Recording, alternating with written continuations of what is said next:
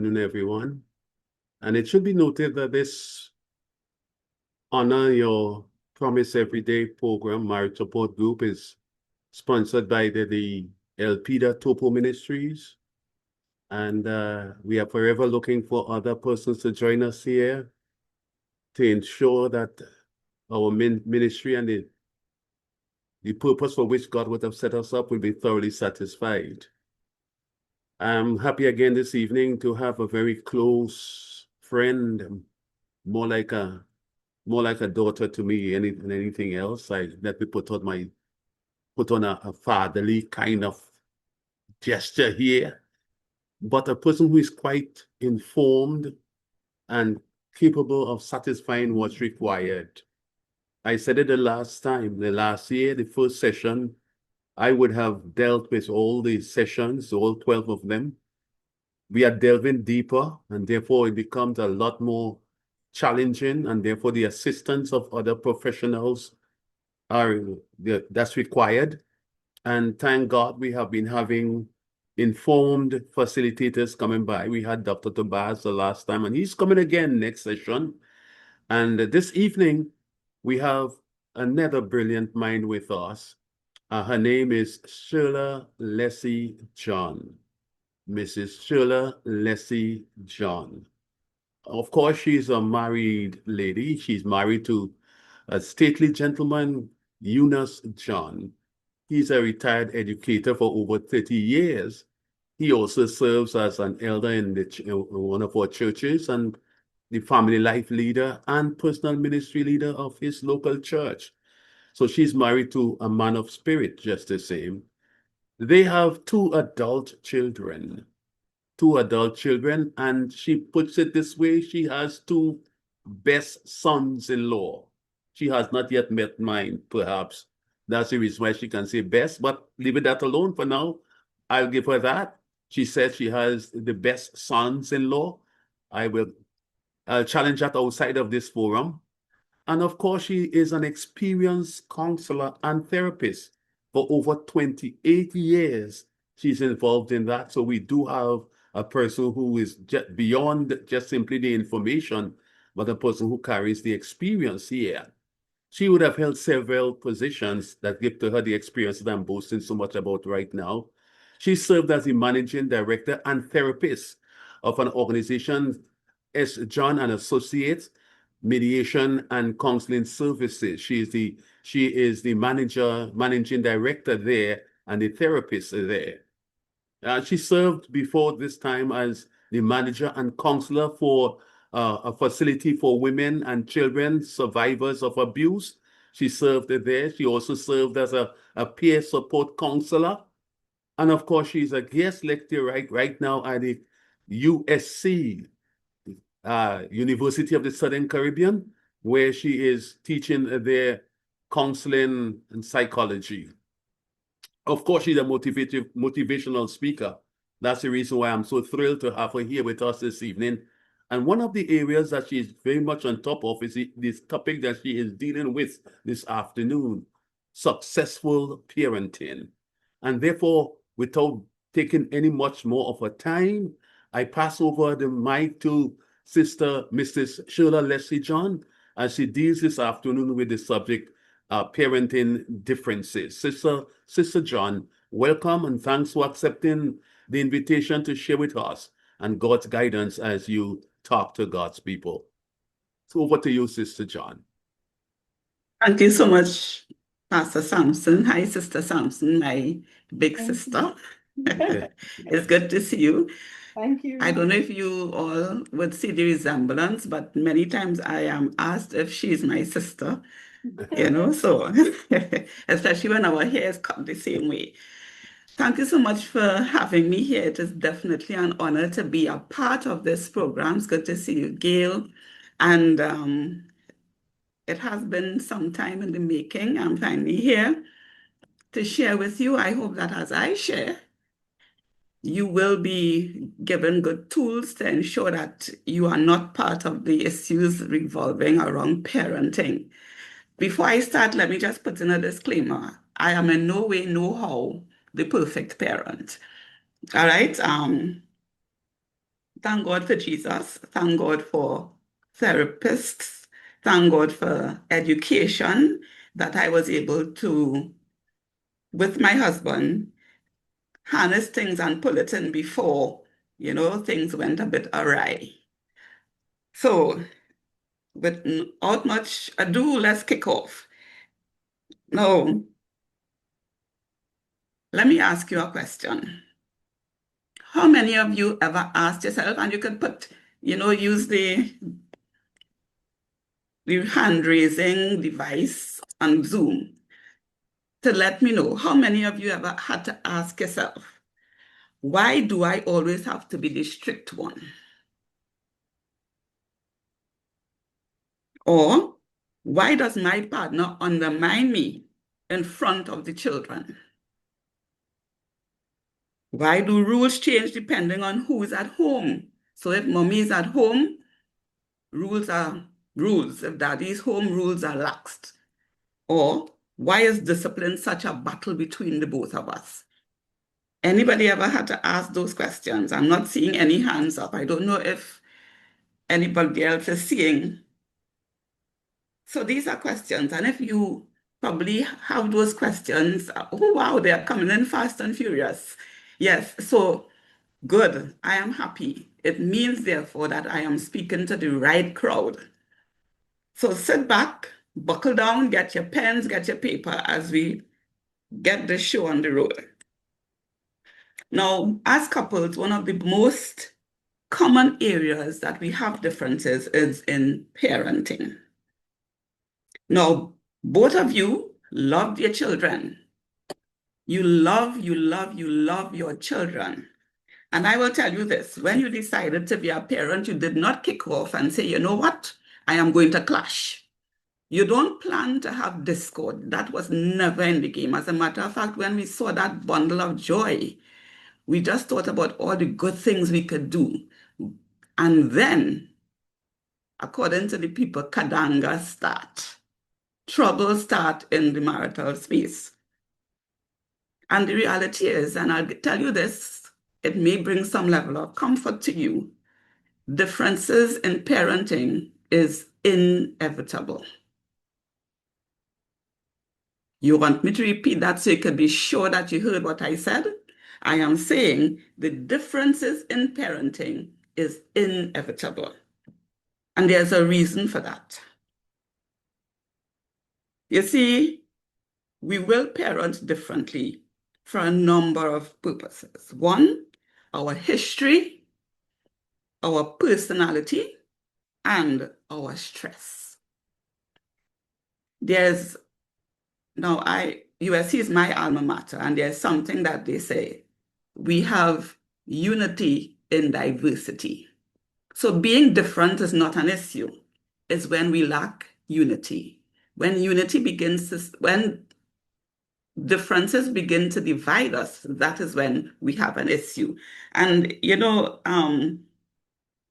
when our host was doing her introductory stuff, she made some interesting statements that made me wonder if she was looking at my information here. Let me tell you something. One of the things that I always do, and I think it is because of the profession and where we always have to be doing research, I decided to go to answer the question. The curiosity rose in me. I wonder how many families or marriages are impacted because of parenting. And let me give you some stark statistics. This is not me. It is said, and we are looking at research from family psychology, the field of family psychology, and it states that disagreement about parenting occur in roughly 70% of divorces. Parenting occurs, disagreement about parenting occurs in roughly 70, that is 70% of divorces with children. Another interesting percentage, they say nearly 67% of couples report a drop in relationship satisfaction within the first 3 years of becoming parents. no wonder this is a topic for discussion. Do you understand that statistic? 70% of divorce. 70. That is plenty. So we really need to pay attention. So as I was saying, one of the factors that brings about differences or why differences exist, and note, I'm not saying disagreement, I'm saying differences. Why differences occur in marriages is one, history, the other one is personality, and the other one is stress. When I say history, what do I mean?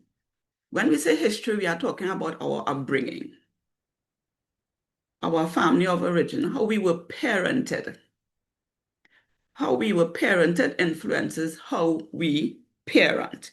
And the thing is, how we were parented normally would bring two reactions from us. We would either imitate it, so we parent how we were parenting, or we react against it, meaning that whatever we would have experienced in our upbringing, we would go the opposite side of it. So if you grew up in a strict home, but it is one where discipline equals structure and safety, you may tend to want to go in that direction as well. However, if it was a harsh environment, you might learn to be a more permissive parent, a gentler parent, because you understand what it felt like, and as such, you wouldn't want to do that to your children. So, under history, we have two things. We have imitating or reacting against. The second thing that would influence how we parent is that of personality. Now, you heard Pastor Sampson's description of my husband. Well, let me tell all you something, and I'm taking off my lecturer's tone now to be real. My husband is the epitome of cool till I become annoyed with it. The man is as chill as they come. And when of course, and because of that, people look at me and say, well, yeah, she's the live wire, she's the troublemaker. But still waters run deep. Let us just leave it at that. So that we are parenting and I am, and he is calm. He will come, Sophia and Shakila, let's go. Okay, daddy. And they go on. Me, I have to be running them down, fighting behind them. And when I am on a roll, he'll be like, Shyrla, your responses are counterproductive, because he is very calm and he would take his time and he selects his words carefully. So he'll say to me, I would not respond to you now, because if I do, I may say something that I would regret. So I would wait. You know, he chill, he calm, he cool, he collective. So he is like, normally they'll say the woman is the fluorescent bulb that you have to rub in a different context, of course. And men are like a switch, as they touch it and going on in that context as well. With personalities, we are different. So one is naturally calm and patient, while the other is highly structured. Some may value emotional expressions, and then the other might value obedience and respect. Now, these are differences, and they don't disappear over time. As a matter of fact, when you become parents, they can actually intensify. Yeah? And the third factor is stress.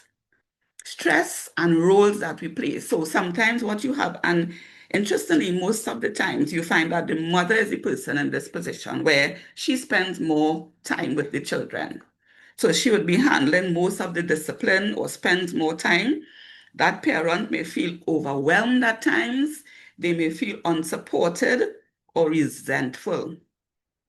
While the other parent may feel criticized, they may feel excluded, and what started as a tiny difference can mushroom into competition or silent conflict. Another thing that can create differences in parenting is parenting styles. And again, one of the contributing factors to this is family of origin. What type of parenting style did I see displayed in my home? That is going to influence.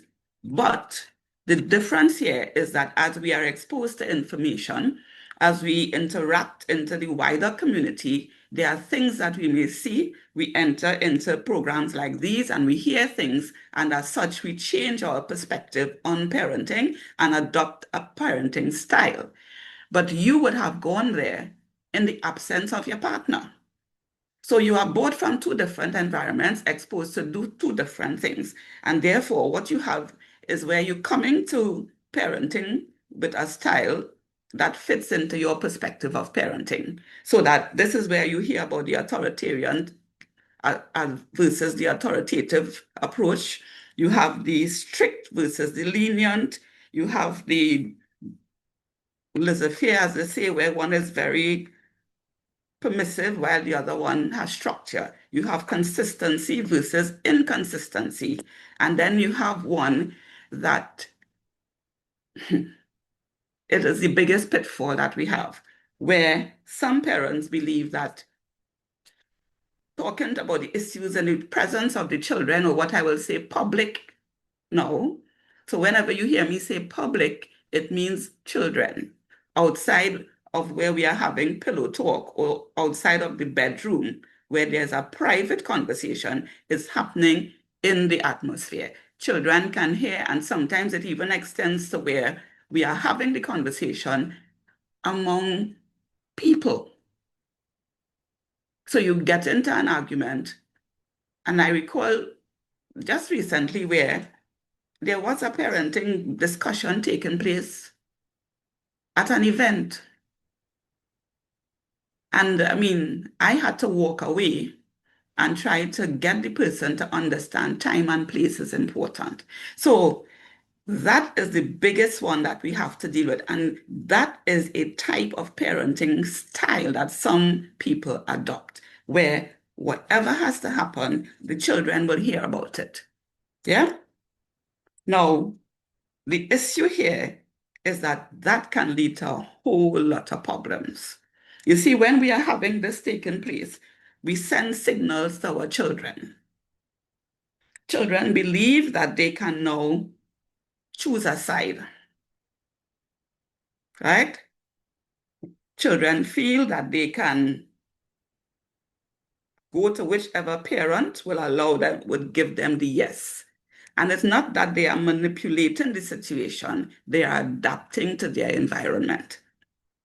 So that when we do public disagreements, it shows our children that we are divided, that rules are negotiable, and power lies in playing sides. Now, there are many relationships that have been severed as a result of issues with children. One thing I want us to remember is that children should be loved and protected, yes, but the marital relationship should remain the primary human relationship.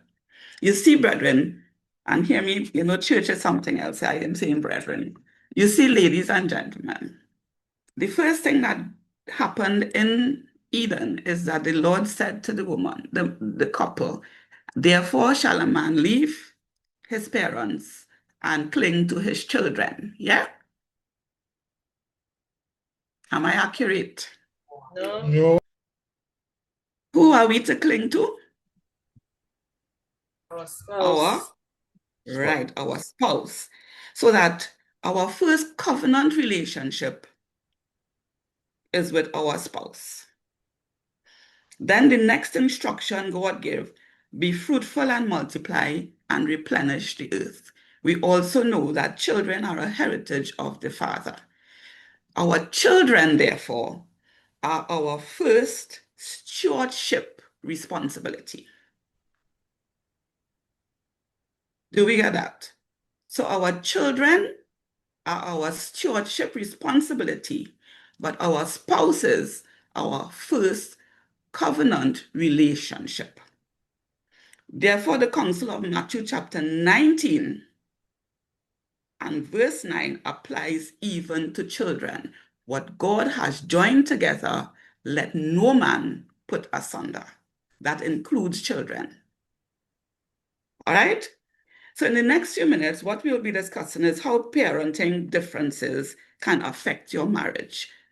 And the second one we will be looking at is biblical principles that help to stay united in parenting. And finally, I'll provide you with some practical steps that can be taken to avoid very common pitfalls. So how can parenting affect the marriage? Parenting conflicts that goes unresolved is often shown up in three damaging ways: erosion of respect, power struggles, and emotional distancing. Did you ever think that that would happen simply because we're not united when it comes to bringing up our children? Erosion of respect. And if we think about it, I think we could see why that will happen. Sometimes the damage begins in small moments. One parent gives a correction to a child, and then the other parent immediately contradicts it. Maybe it happens in front of the children. Maybe it happens repeatedly. As a matter of fact, sometimes we are so steeped in a behavior that when you are confronted about it, you deny that you do it. I don't do that. And arguments will start because you are so accustomed doing it that you don't recognize that you do it.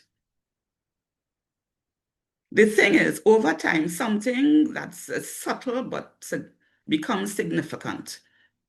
Respect begins to erode, and the parent who is feeling undermined begins to feel unsupported. The parent doing the correcting may be feeling misunderstood or criticized, and gradually partnership weakens, and the only time the catalyst for the issues exposed is either when things get to a hilt, we are in parenting or marriage therapy, or when we have situations like this where it is brought to the fore, so that we begin to do some reflection on what we do. And scripture tells us in Philippians chapter 2 and verse 4, let each of you look not only at his own interest, but also to the interest of others. And what does that mean?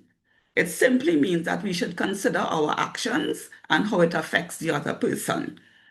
And this disposition is applicable to every single relationship that we have. When couples choose to support each other publicly, they strengthen trust, but when they undermine each other publicly, they weaken it. And when I say publicly, again, I am going to repeat it. You'll hear me saying it over and over. When I say publicly, I mean in the presence of your children also. Now, I want you to do something for me. Because yes, I'm talking, but I want you now to pause. Because you are doing a lot of listening, and I'm just recognizing I'm not sharing my PowerPoint presentation. Well, I want you to spend half a minute talking to your partner now and ask this one question. In what situation do we most often disagree when it comes to parenting our children? For some of us like me, who we parented and our children are gone, you might ask yourself, when we had our children or when our children were at home. I want to see some sort of dialogue going on. Now, all it just identify it. We're not asking to resolve. We are not asking to fix it or to start an argument. No, just answer that question.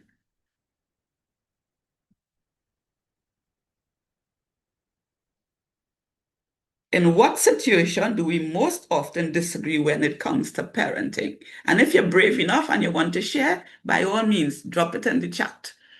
Because remember, this is about us learning. This is about us becoming empowered.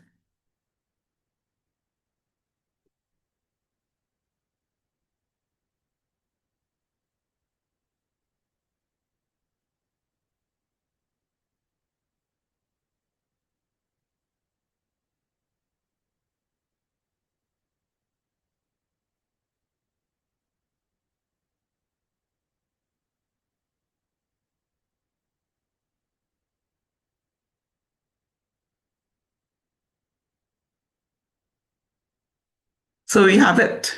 Yeah. Awareness is often the very first, okay. I'm seeing when one person is saying no and the other one is saying yes. And let me just share a little joke about it's not a joke, but it is funny now. I am very open with the relationship about my marriage and the relationship that I have shared, simply because I believe that my experience can be of help to other married couples. And there was one time when my husband and we just couldn't see eye to eye. We were arguing all the time. We even got marriage counseling. We started it, but even that fell. And so we decided to go our separate ways. We were separated for 11 months, but we had children, and our children decided I guess for us too, we were arguing in front of them sometimes because, when things are not going good, everything goes crazy. But our children decided, you know what? This is what we see happen. So we would try something. They wanted to go out and they asked me, and I told them no. That weekend, they were with their dad, and they asked him if they could have gone, and he said yes. So they went. When I found out that they went, I said, but I said, you all couldn't go. They said, yes, mommy, but daddy said we could go. I said, okay. And I contacted him. I said, you give them the permission to go. He said, yes. I said, I told them that they were not going to go. He said, really? I said, yes. And he said, okay, so what, why I didn't want them to go. And I shared with him why I'm not, okay.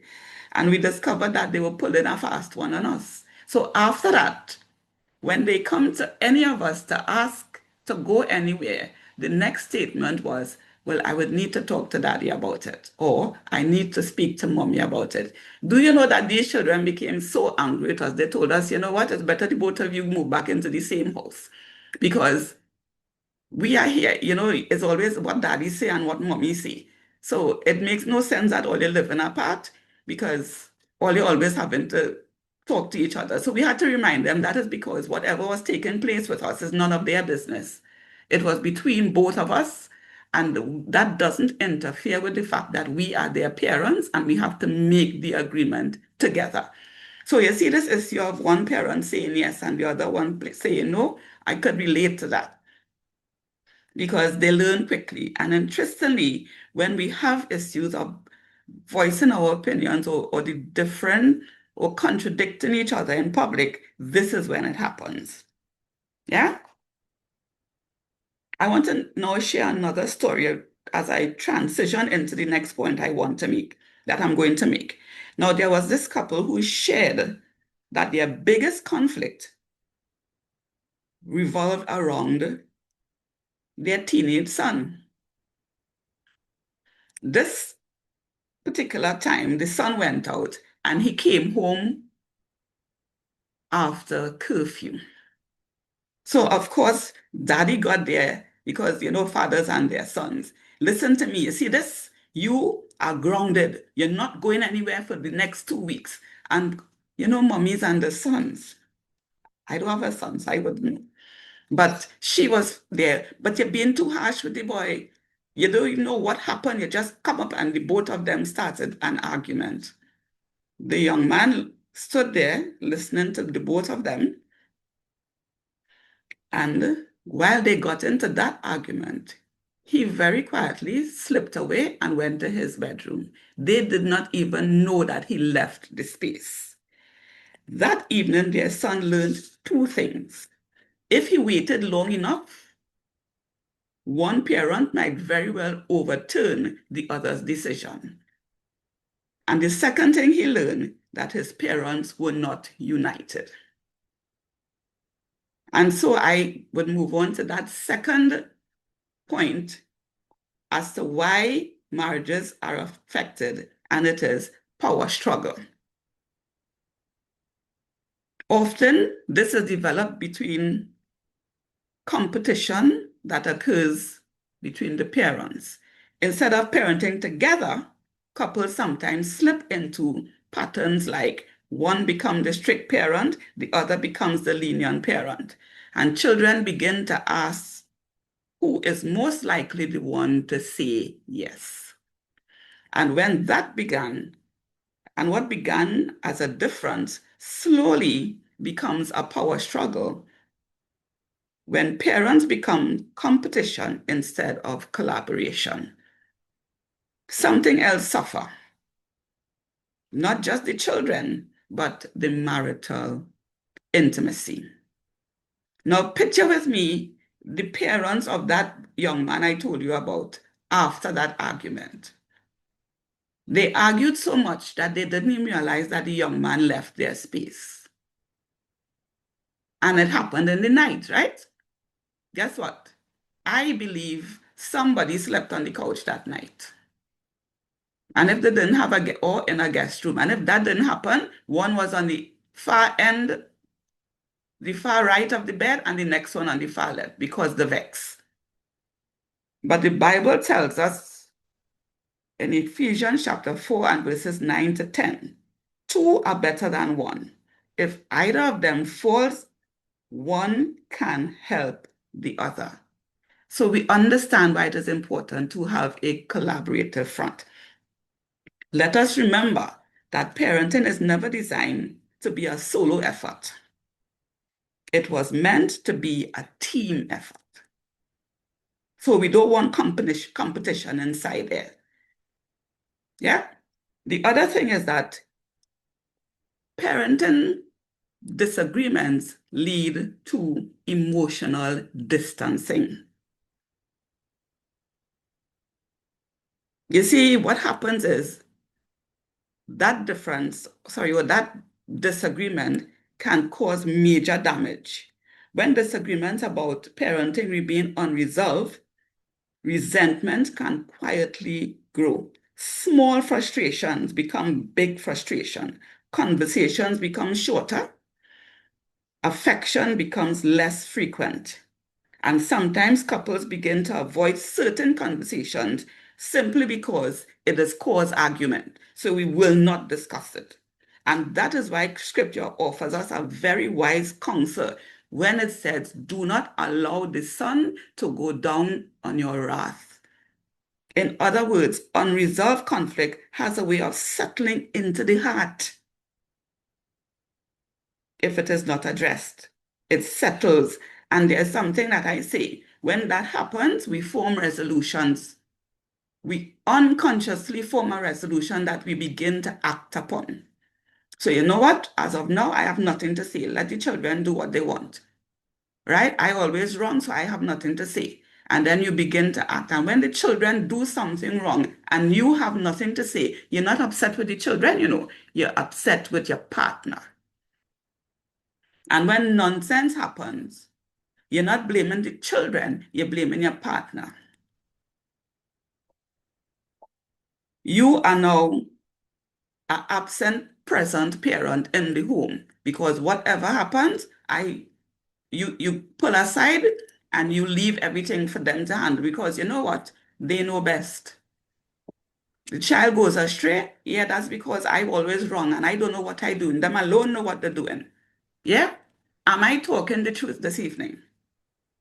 And that is the reality. When we go to bed with issues that are unresolved, these things take up a permanent address in our hearts.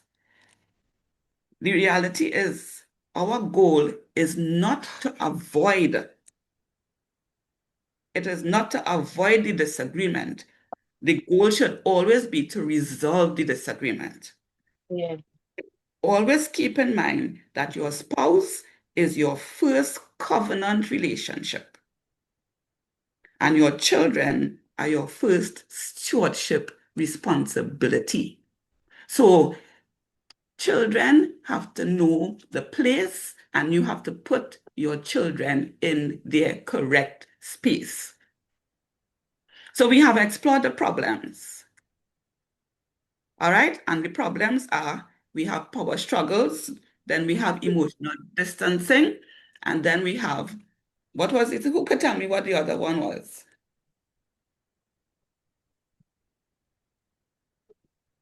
erosion of respect, power struggle, and emotional distancing. Yes. Pastor Sampson, do you give gifts for the good students? Thank you. Yes. So we looked at what the problems would be that would interfere with the relationship. And now we can go on to see what can fix the issues. And when I started off in the field of psychology, I'm a behavioral my major was in behavioral science. I struggled, and let me just share with you that I am in this field with the push and persuasion of Pastor Wayne Sampson.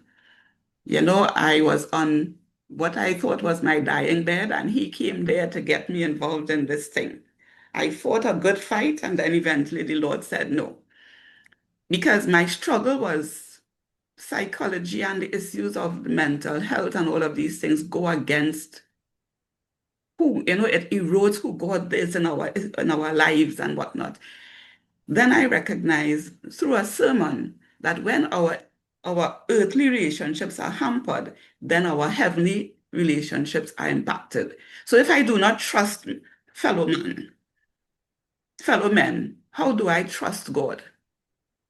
Because the issues that I have here will impact. Yeah? And for that reason, whenever I have to say anything in the field of psychology, my first textbook is the Bible. All right? So that is why you'll hear me quoting plenty text. And I'm not so much quoting the psychology books because they work hand in hand. So the first thing that I would say I will share with you is to provide a united front. And take down this text, Matthew chapter 12 and verse 25. It says, every kingdom divided against itself will be ruined. Does it sound like anything I just said? It does. So when we are divided, our families will fall. And he warned us. While this statement was made in a different context, I must say, the principle applies strongly to family life. Children thrive when they see their parents standing together. This does not mean that parents must agree on everything. No, it doesn't. What it simply means is that when there's a decision to be discussed, you do it privately. Discussions can happen privately. Correction happen privately. But the united front should always be visible. They must know that we hang on tight and they cannot penetrate us. When you're coming against one, you're coming against two. So come good. Yeah? And that is what we should communicate to our children. The second thing I want you to know is that discipline should always be done with love. And again, scripture tells us, fathers, do not provoke your children to anger, but bring them up in the training and instruction of the Lord. Ephesians chapter 6 and verse 4. Yes, we should discipline. Yes, we should correct, but discipline should shape character. Discipline should shape character. It should teach responsibility. It should guide children toward wisdom, and it should engender love. And it is for this reason we are counseled to not discipline when we are angry. All right? Because we want to engender love in our children. We want them to learn responsibility, and we want them to be wise. We want them to love and learn and see what love is. So let us not provoke our children to wrath. The other thing I want us to see is that when both parents share the same purpose, raising children who grow in character, and that is the purpose we want to raise our children to grow in character, what we'll have is that the method that we would use would become easier to discuss. When we had to send our children to school, we agreed that we would be exposing them to Christian education. So when the struggles came and one partner felt weaker, we remembered, we said, we are doing this, we are following God's way, and we doing our part, he would do the rest. And there were some things that we worked hard at, and we stood our ground on. The other thing is resolve your conflicts privately. And I think I would have belabored that course. Again, it says in James chapter 3 and verse 17, and you could jot those texts down so that you could go back and read them. The wisdom from above is first pure. Then peace loving, gentle, and willing to yield. Resolve conflict with wisdom. Wisdom in parenting often means choosing the right moment and setting for discussions. It means that children should not become the audience for parental disagreements. When couples discuss parenting issues privately, they preserve respect, trust, authority, and they protect their children from unnecessary tension. The fourth thing is that it leads to humility. And then again, 1 Peter 5 tells us, clothe yourselves with humility towards one another. Humility allows a couple to say, maybe I was too harsh. Humility leads us to say, maybe I should have listened and trust. Sorry, I should have listened first. And humility would lead us to say, let's find a better way together. Strong marriages are not built on control. They are built on teachability. You know, I was on another podcast when I said that we are the chisels for our spouses. Because I am of the view that when you ask God to send your spouse, God sends that spouse that is going to shape you into the best version of yourself and prepare you to be a citizen of his kingdom. And therefore, I don't know about all of you, but your spouse will go and unearth some things about you that you didn't even know that you possess. All right? So strong marriages are not built on control. They are built on teachability. And some practical steps now to avoid the pitfalls. The first thing that we do, agree on some non-negotiables when we come to parenting. Some of these things are, you would agree, listen, we're not bending the rules when it comes to respecting, or when it comes to respect for parents, respect for whatever. Our children need to learn respect. So we're not compromising there. We're not compromising on safety. We're not compromising on curfew time. My girls are now married 4 years, 2 years, and you will hear them telling their spouses, Cinderella turns at 12 o'clock. Or you will hear them saying to their spouses, hello, you have to be home at lunchtime. So they know now that to get home, they have to get home before 12 o'clock. Midnight should not meet them outside. We also talk to curfew as it relates to the use of cell phones. Yeah? I mean, we have to move with the times. And we had a curfew for your cell phone. After 7 o'clock, all cell phones had to be lodged in our bedroom. And also, we had cell phone inspection. And again, they pulled some fast one on us. And we had to go to the Lord to get the comeback for it. And the Lord provided. You know, one of my children cleaned everything off of her phone. No text messages, no phone calls, nothing. And I was bold. We didn't know what to do. I said, Lord. And then the Lord said, okay, she's not using her phone, so then take the phone. And we apologized for bombarding her and giving her this phone when she didn't need it, so we would take it away. Of course, she started, no, I want my phone. We said, but you're not using your phone. And she confessed that she deleted everything. That brought us to another question that we addressed. But guess what? After that, they understood that there was no need to hide. And we didn't tell them when we were going to do the phone inspection. Parents, go and inspect your children's phone. If the 17 years, 11 months, and 29 days, inspect their phones. Yeah? Because we have all sorts of things happening. all sorts of things. Recently, we had a case where the young person was exposed to a website that spoke to how to commit suicide. And they were successful in doing it, a teenager. So look at what your children are looking at. Manage curfews and let them know that there are clear consequences for their actions. And those things can be things that you can have as non-negotiables. Again, you can develop your own list. The second thing is support first and discuss later. So if you see your spouse doing something in front of the children that is like, what on earth is that? You stand with them. Did you hear your mother? Hello, did you hear what daddy say? And then when you get into bed, when you get into your space, again, time and spaces, time and places, everything, we discuss it. And if there's a need to go back and change the decision, I recommend that the person who gave the rule be the one who said, okay, you know what? We reconsider this, and I think I want to change my position to X, Y, and Z. And that is because we want them to see that we have a united front.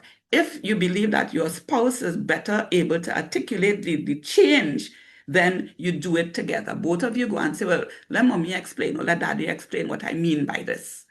Yeah, but the discussions will be had in their absence. The third thing I want us to do is hold regular parenting check-ins. So once per week, you meet to discuss what's happening as it relates to parenting. And finally, the fourth one, apologize and repair quickly.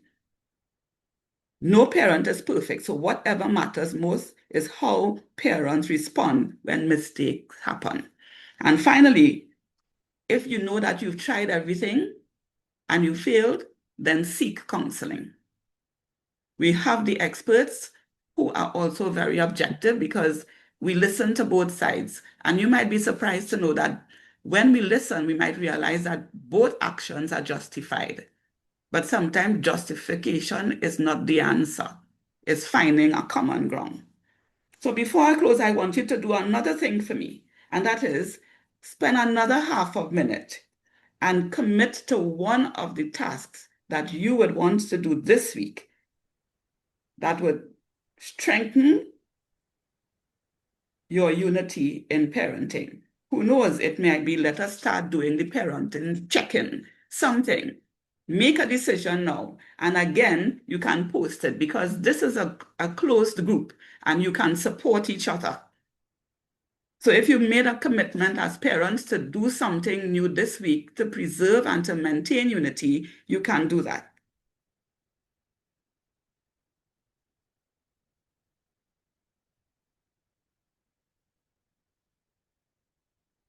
And in closing, I want to share with you another story. Picture with me, it's not a story, it's an illustration. Picture with me two parents with one umbrella sheltering a child. They get into an argument because one parent is saying, no, bring the umbrella more to the left, and the other one is saying, bring it more to the right. And they get in and they are there pulling and pulling at the umbrella. In the rain, heavy downpour of rain. Eventually, the wind, because they're pulling and pulling, of course, what's happening to the child? The child is getting wet, not so. And next thing you know, the wind blew the umbrella and it turned upside down. So the spokes are up in the air and the child is getting wet. Because parents are arguing as to who should hold the umbrella best. The thing is, in this illustration, the rain that is wetting this child now are peer pressure, social media, wrong influences, emotional stress, and spiritual challenges. Parents cannot remove every storm from their child's life. But when parents stand united, they create a covering of security and stability. When parents fight each other, the covering is lifted and the children are exposed. When parents stand side by side, holding the umbrella together, that child that is underneath is safe. that child feels safe. Unity does not mean parents always agree perfectly. It means that they choose to hold on to the umbrella together. And I thank you.